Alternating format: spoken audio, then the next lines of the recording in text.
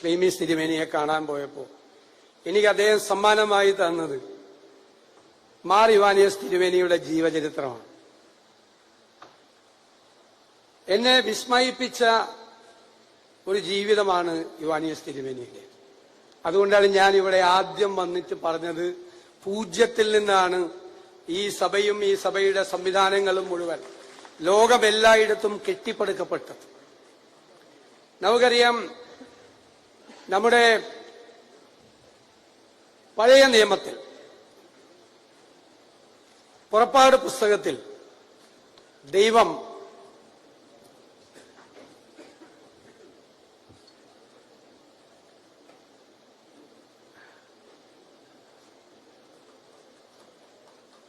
അഭിവന്ദ്യനായ തിരുമേനി, അദ്ദേഹത്തെ ഈ വേദിയിലേക്ക് സ്വാഗതം ചെയ്യാനുള്ള ഭാഗ്യം എനിക്കാണുണ്ടായത്.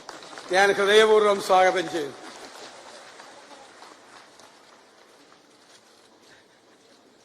പ്രതിപക്ഷ നേതാവിന്റെ സുവിശേഷ പ്രസംഗം തുടരുന്നു.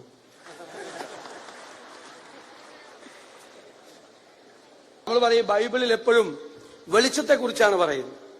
ഒരുപാട് സ്ഥലത്ത് വെളിച്ചത്തെക്കുറിച്ച് ക്രിസ്തു തന്നെ പറയുന്നുണ്ട്. വെളിച്ചത്തെക്കുറിച്ച് ഇപ്പൊ യോഹന്നാന്റെ സുവിശേഷത്തിലെ 1-ാം അധ്യായത്തിലെ 9-ാം വാക്യം ഇങ്ങനെയാണ്: എല്ലാവരെയും പ്രകാശിപ്പിക്കുന്ന സത്യവെളിച്ചം ലോകത്തിലേക്ക് വന്നുകൊണ്ടിരിക്കുന്നു എന്നാണ്.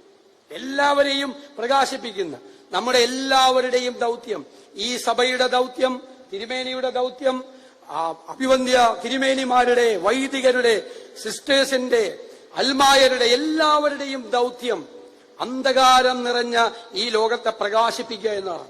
കർമ്മം കൊണ്ട്, ഭക്തി കൊണ്ട് മാത്രമല്ല, കർമ്മം കൊണ്ടും ഭക്തി കൊണ്ടും പ്രകാശിപ്പിക്കാൻ നമുക്ക് കഴിയും. ഇരുളിനെ അകറ്റാൻ നമുക്ക് കഴിയും. ഇരുളിനെ മാറ്റി എല്ലാത്തിനെയും പ്രകാശിപ്പിക്കുക എന്നുള്ളതാണ്. ദൈവവചനത്തെ ജീവിതത്തിൽ ആഘോഷിക്കുമ്പോഴാണ് നമ്മുടെ ജീവിതം സ്വയം പ്രകാശിതമാകുന്നത്.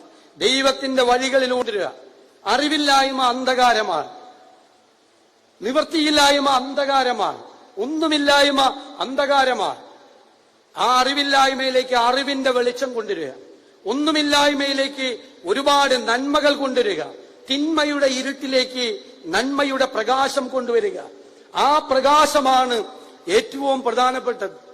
യഥാർത്ഥത്തിൽ ഉൽപ്പത്തി പുസ്തകത്തിലും പ്രകാശത്തെക്കുറിച്ച് ആദ്യത്തെ അധ്യായം തന്നെ പറയുന്നതല്ലേ, ആദിയിൽ ദൈവം ഭൂമിയും ആകാശവും സൃഷ്ടിച്ചു, അല്ലേ? ഭൂമി പാഴായും ശൂന്യമായും ഇരുന്നു, ആഴത്തിന് മീതെ ഇരുളുണ്ടായിരുന്നു.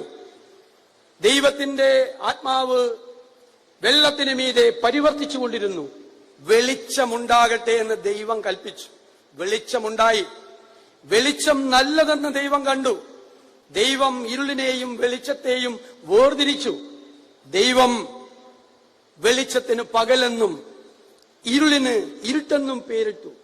പിന്നെ സന്ധ്യയുണ്ടായി, ഉഷസ്സുണ്ടായി. 1-ാം ദിവസം. അതാണ് അന്ധകാരത്തിലേക്ക് വെളിച്ചം പരത്തിക്കൊണ്ടാണ്. ആ പ്രകാശമാണ്.